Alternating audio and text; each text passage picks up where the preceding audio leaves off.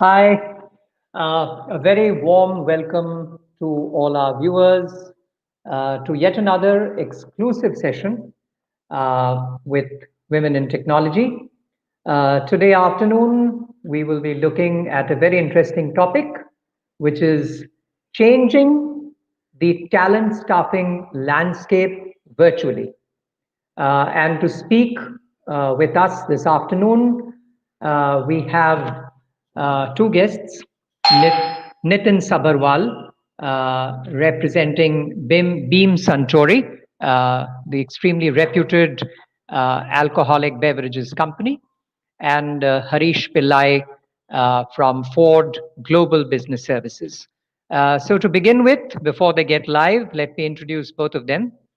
Nitin Sabharwal is a specialist with 14 years of experience in HR and talent acquisition, having successfully recruited and acquired talent across the United States, Europe, and the Asia Pacific.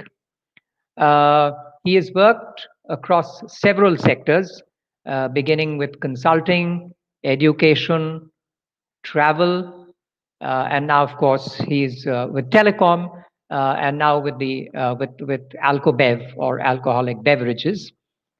He heads recruitment for Beam Suntory and operates for the entire Asia Pacific region, currently operating out of Gurgaon.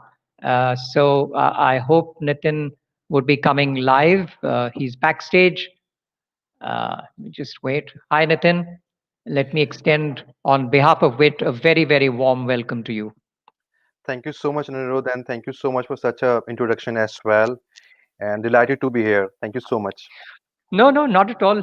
I just, read what things that you already achieved and things that I'm sure you are justifiably very, very proud of. Okay, viewers, I think it's now time to welcome an even more seasoned HR professional, Harish Pillai. He has a seasoned HR professional with over 20 years of experience. He's currently with Ford Global Business Services, and he's the general manager there.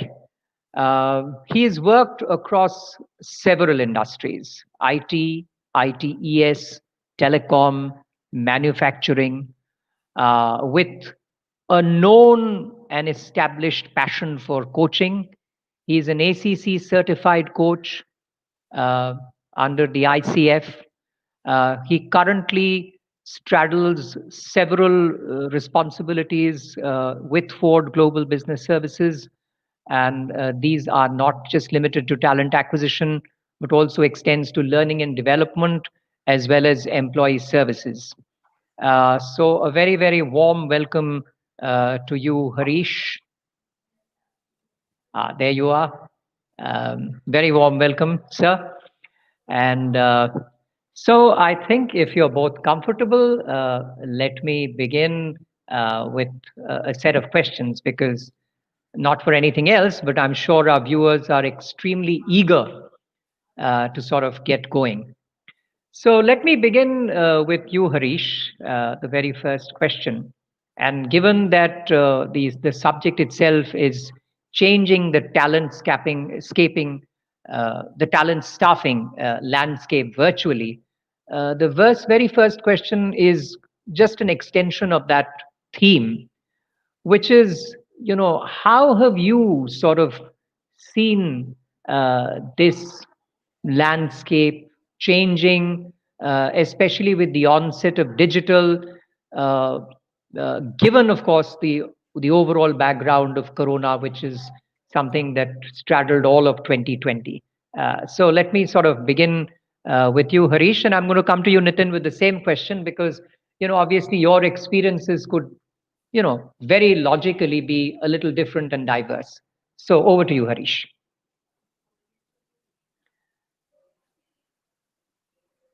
I can't hear you, Harish. Are you on mute by any chance? Yes.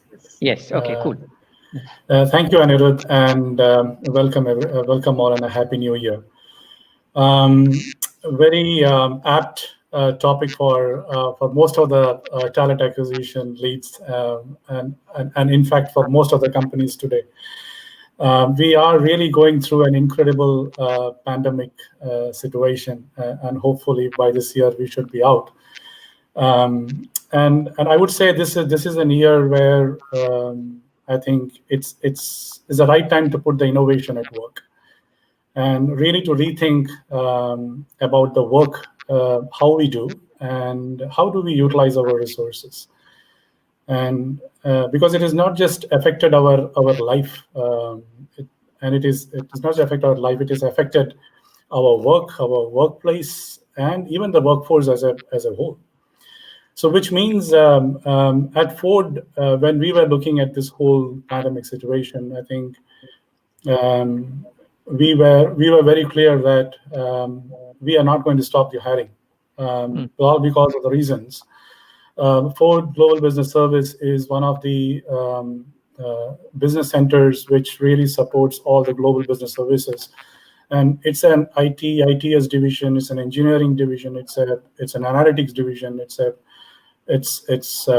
in smart mobility areas. I think we are into all the areas where we support globally, and we are a sort of a GIC, which means the talent requirements are not going to come down; it's only going to go up. So the whole spectrum was from really look at from the selection to onboarding, and I would say 4 main principles that we have applied was: 1, definitely automation; number 2, humanization; number 3, people experiences; and number 4, communicate, which really includes the branding aspects of it. Anirudh, should I stop or should I continue? No, please feel free to sort of carry on, because you just opened, and if at a later stage we need to get brief, I will definitely let you know. Sure, yeah. Sure. And as we progressed on this journey, I would say there are 4 to 5 parameters that we kept in mind while we have to really turn around the whole situation. 1 is to really let go of the old talent acquisition hat and embrace what's new, which means what does it mean for us is really moving away from the general recruiters to a multifaceted specialist individuals. They are sort of change VPs, right? I mean, they are the first people who really gets embraced with all the touch points with the candidates, with the hiring managers, with anybody for that matter, which means they are not just recruiters, they are specialists, they are marketing guys, they are sales guys, which puts a lot of effort for them to be more specialized in their areas, and they know what they know what they are doing. So that was one aspect that we have taken care of. The number 2 was really changing the way talent partners work. Rather collecting the needs and the wants from the departments, or we call it as skill teams, is really look at what are the questions that we need to ask them, and which means that we need to get into the shoes of business partners, really act like business partners. We need to know what's the business we are in, what the customer requirements are, and how do we need to engage them. Which means from the smallest aspect of all the experiences, getting the requirements, to the most important aspect, I think we normally brush it aside, is to get a better JD. And that's something that I always harp. That's something my team always sometimes puts me to kind of say that you keep asking this question. So but this is something that I've seen. JD, job description, is one of the most important things, and how it phases off to the customers. And it's not. I'm not talking about being tech savvy in job description. It's actually communicating about the softer aspect of it. The competencies, the culture, the values, the branding aspect of it. What is in it for them, and how do you connect those experiences? Apart from that, I think it's really about being available for these candidates, explaining them apart from the job descriptions, being on the portal, being on the website, etc. and etc. But just being available for them to clarify all these things. Okay, Um, Harish, I will just pause you for a minute because I think I'll just quickly paraphrase for the benefit of our viewers. So, what I quickly could gather is that very evident with your experience in Ford is the HR professionals, whether they were the recruitment specialists, as you called them, or even the HR business partners, they had to really step up their game. They were clearly doing a lot more than what they were doing initially. I mean, that came across as very clear. And then, of course, the larger role that they had to play almost as brand ambassadors to the company. Um, have I got you right? yes. Okay, and then you sort of started speaking about the candidate experience. We'll hold on to that while I sort of move to Nitin to get his perspective. Yeah. So Nitin, I guess at this stage, let me sort of bring you into the discussion. Harish here gave a wonderful elaboration of what it meant at Ford, right? What was it for you in an alcohol beverage company? And how have you sort of seen change happen? Because you clearly, from whatever little I could gather, are the talent acquisition recruitment specialist, having done that across geographies. So actually, Harish elaborated most of the points which I had on my mind after when you asked this question. Yeah. But I'll start from the beginning. So during Yeah. this pandemic, when this thing happened, and I think every organization, every recruitment professional, every HR professional started wondering what would happen now. We had the complete layout of the hiring plan for this year. In fact, last year, sorry. And we had the onboarding plans for several people. People were offered, and then hiring was most of the organization had to freeze the hiring as well. However, Beam Suntory is an organization which believes in innovation for sure. We are very fast paced. So it's a culmination of, I would say, American and Japanese culture, which is very fast paced and that too very process oriented. So we adapted to this particular change, very soon, and we did not change any hiring plans. We did not change any onboarding dates. For example, if the lockdown happened on Wednesday and we were supposed to onboard someone on Monday, we did not change the onboarding date at all. So that was the first thing which happened with us. And during the year, we actually onboarded close to 100 people across in India.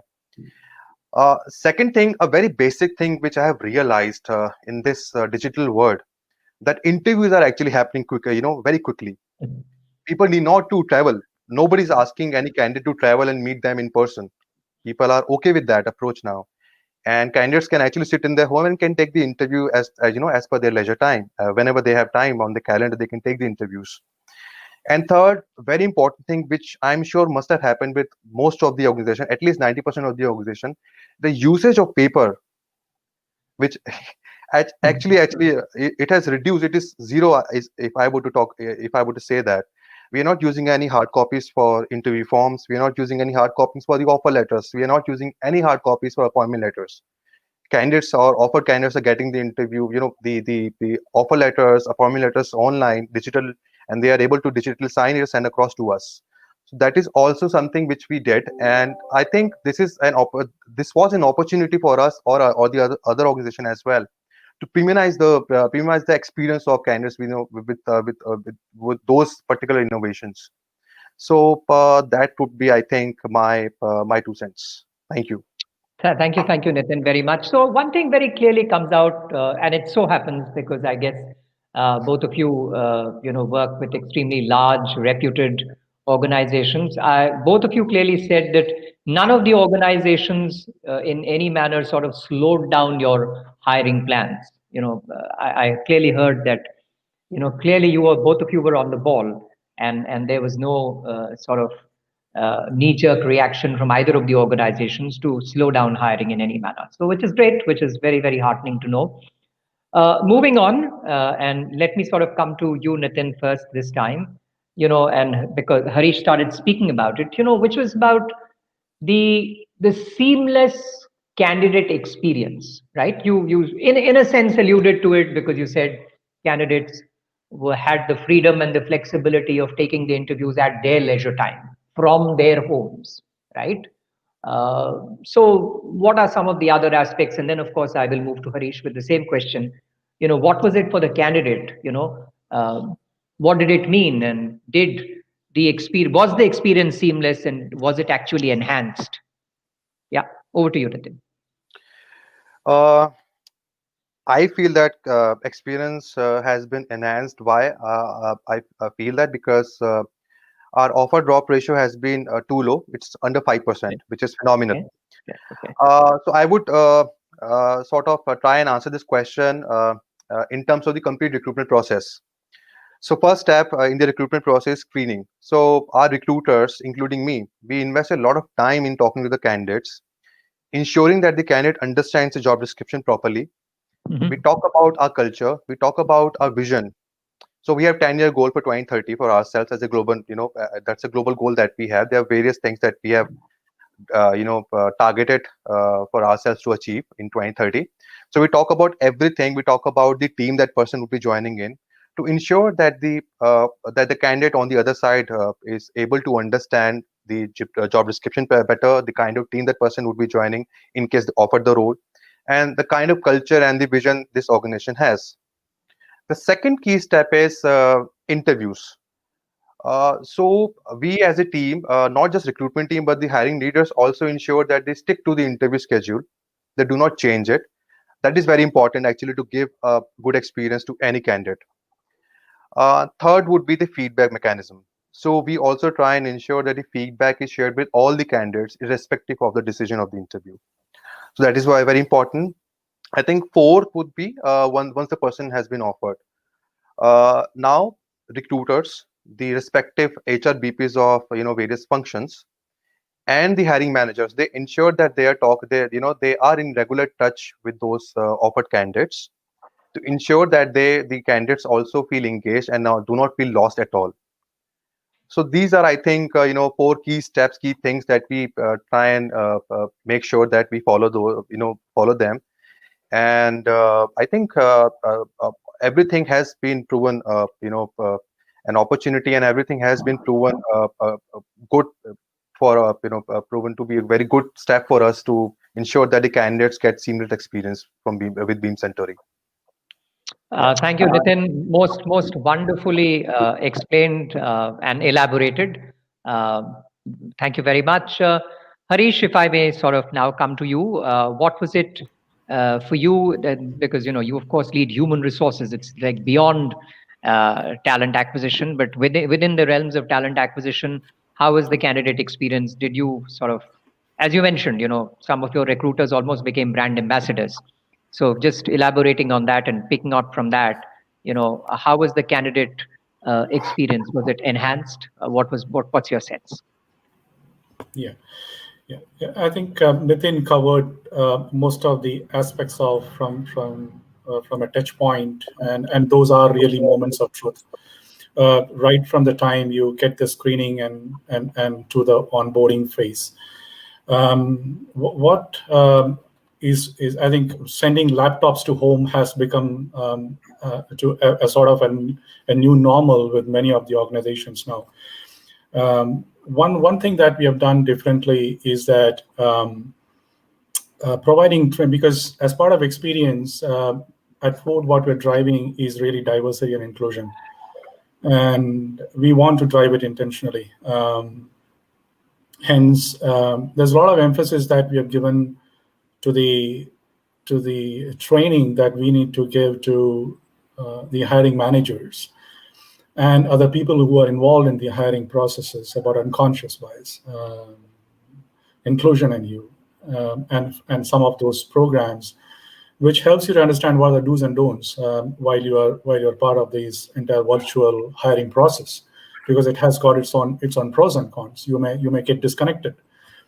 Just like Jogi was explaining us, and this a session gets disconnected, what you need to do instead of getting agitated, you need to do something about it. So hiring managers typically has done that in the past, but now it needs to be a different way to handle it. How to make people more comfortable, how to make them more relaxed.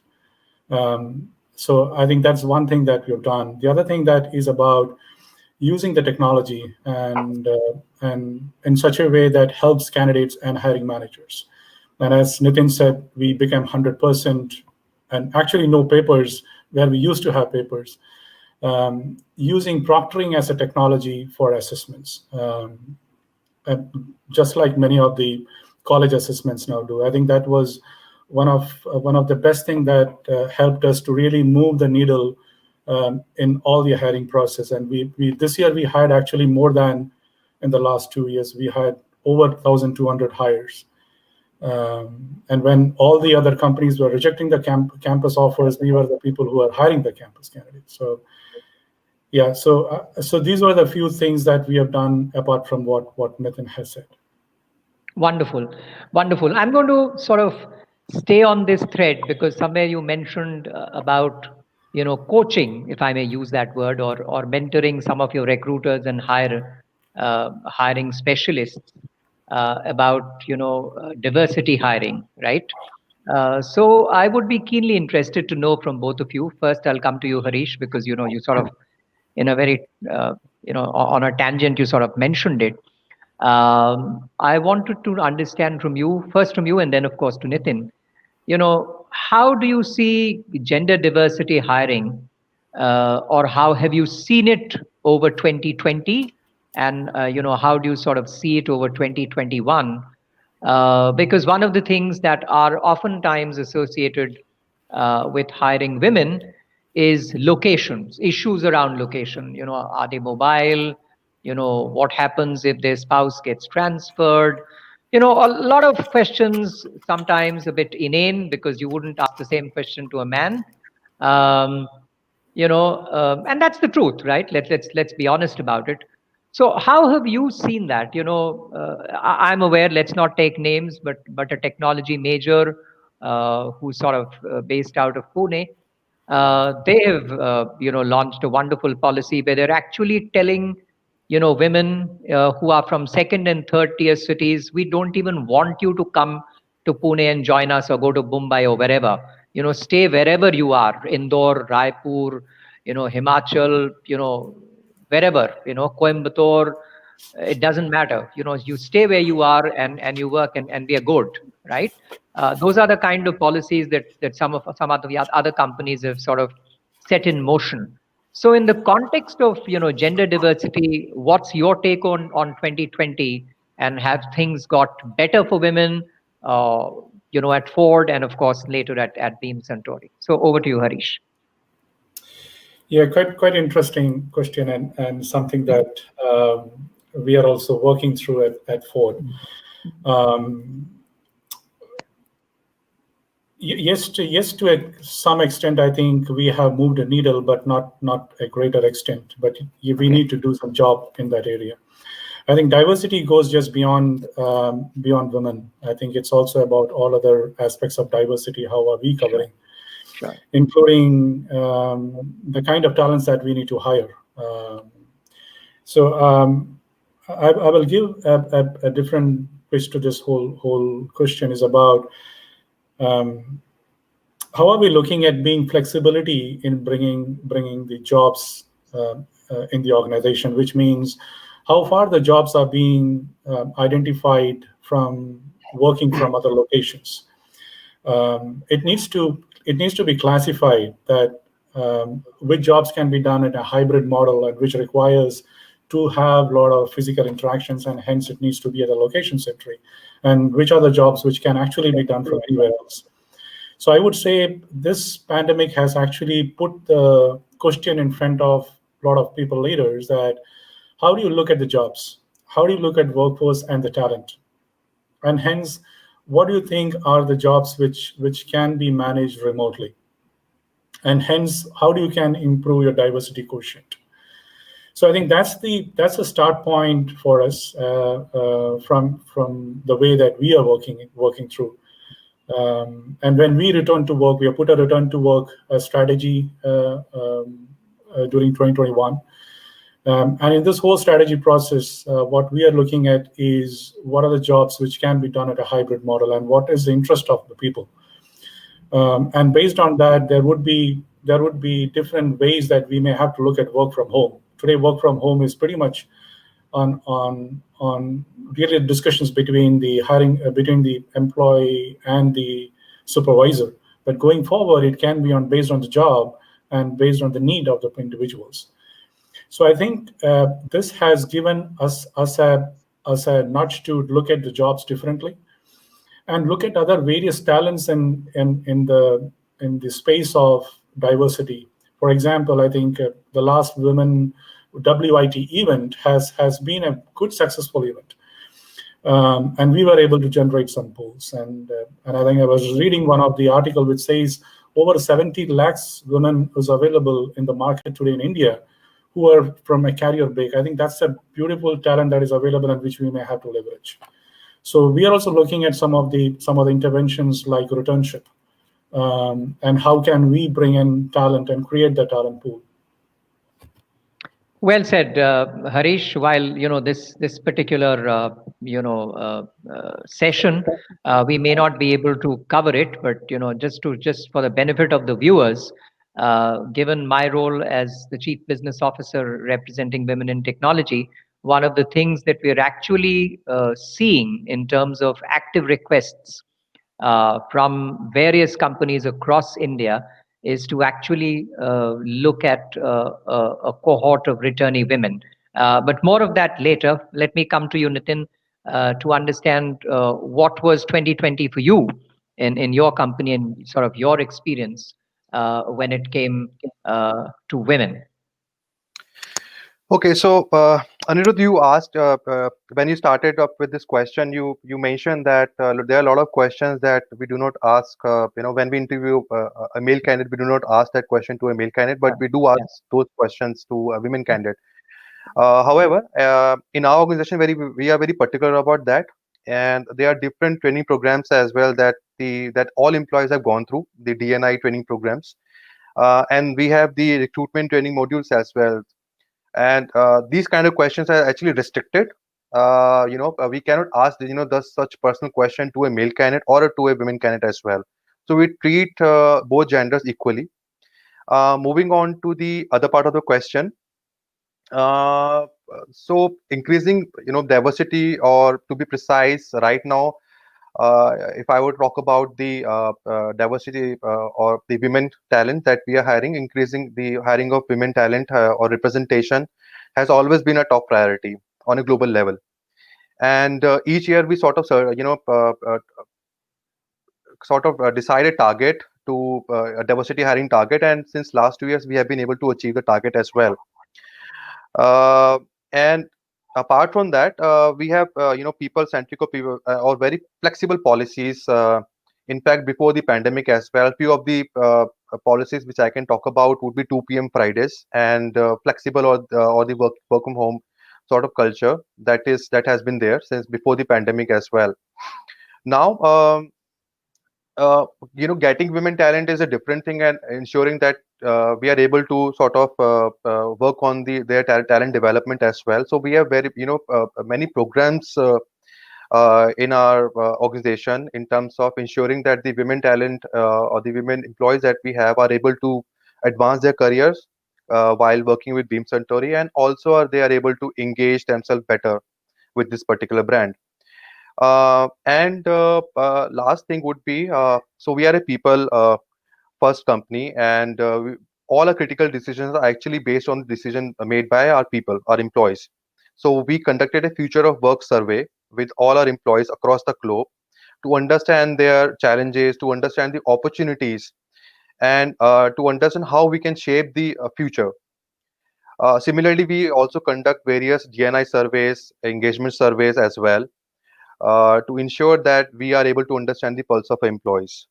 So there are various things that we are doing, and there are a lot of inventions that this organization is actually doing to ensure that people and the diversity talent that we have across the board, they are happy and they are engaged with Beam Suntory. Thank Wonderful. Once again, Nitin, thank you. Very, very structured, very, very detailed. So thank you very, very much. That was excellent.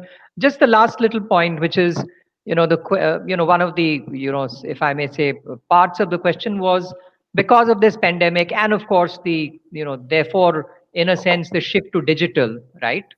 Or the virtual, whichever way you want to sort of put it, did that make hiring, hiring women, so to speak, easier, tougher, or was it the same?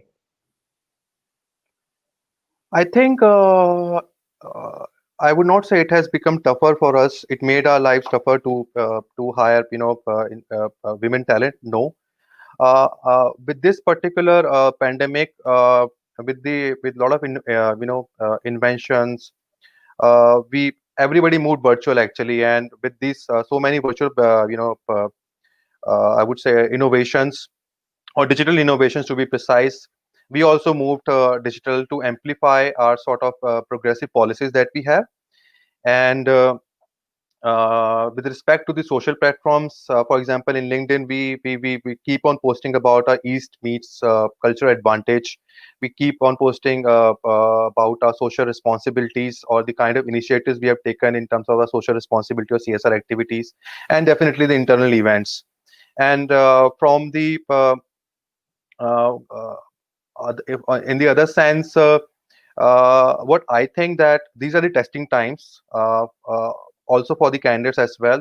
We all have heard the news about several news about organization shutting down, people getting the pay cuts and all that stuff. So I think the candidates have also become a little hesitant in applying to every other job in the available in the market, and they are doing a lot of research on various available platforms to ensure that they are able to that they decide to ensure that they join a employee centric and a stable company. And I'm really proud to say that Beam Suntory is one of those companies. So there are different stories that people can go through on different platforms about Beam Suntory and how Beam Suntory actually has helped our employees, our consumers, our customers, and the ambassadors that we have or the partners that we have across the board, and how we have helped helped in the CSR activities to ensure that we are also contributing towards people outside this organization for sure. So these are few things which I would want to highlight. Thank you. Thank you very much. Brings me literally to the last question. In a sense, we've almost sort of gone over time, but nonetheless, we will use the next 2-3 minutes to get quick responses from both of you. First, I'll come to you, Harish. The question's fairly simple. Given the move towards digital or virtual, whichever way we call it, and you mentioned, the kind of stuff where both your recruiters as well as your HR generalists had to really step up to their game. What has it meant for you? And when I say you, it's Ford, the brand. Has the brand got enhanced? What challenges did you at Ford or Ford as a brand face, especially when it came related to talent acquisition? So that's the question. Sure. So Anirudh, I think with we being getting into virtual mode of talent acquisition, I think it has really broadened the talent base. That means we have much larger talent pool to access to, and which means from a diversity standpoint, we have a better access, which also gives us a lot of leverage to enhance our communications through our social media, our professional media network, through our website to communicate what we are doing beyond what we are typically known for. From today's scenario is really how do we blend the consumer brand and the employer brand.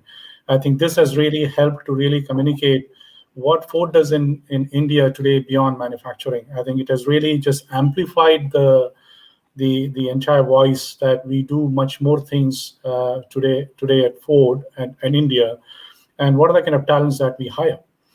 So I would say the talent, the landscape has increased, and the pool is also gone up. There's a lot of connectedness between the pool and the recruitment partners, which means that they are able to communicate between the passive candidates and as well as the active ones, which gives them an opportunity to create communities between the different kind of forums, whether it is analytics or mobility, for example. So they're able to connect with different talents and communicate with them. And as Nitin said, also communicating all our activities or initiatives with respect to your CSR, or what all things you do from an employee experience perspective becomes much more easier. And with Gen Z, at every half a minute, they pick up their mobile and look at it. I think this becomes more and more easier for us to do that communication. So I would say this is a really great opportunity for talent acquisition teams. Fantastic. So well, elaborated and explained by you, Harish. From what I could gather, if anything, the challenges that COVID threw, and therefore the turn to digital and virtual in such a major way, if anything, I think all of you at Ford have worked harder, and the brand, perhaps certainly based from what you told me, has come out stronger. And people actually have reached out to each other in communities, and the bonding seems to have been better. So that's my takeaway. Correct me if I'm wrong, Harish. Yep. Yeah. Okay. With that, Nitin, famous last words, if I can come to you, because after that we will sort of close. Your take on how has the brand gone, or what has the brand meant during these tough times, with the talent acquisition going completely virtual or digital? So we actually touched upon a few of the answers to this question, during this conversation. We have done it, but let me again try and reiterate few very important critical points.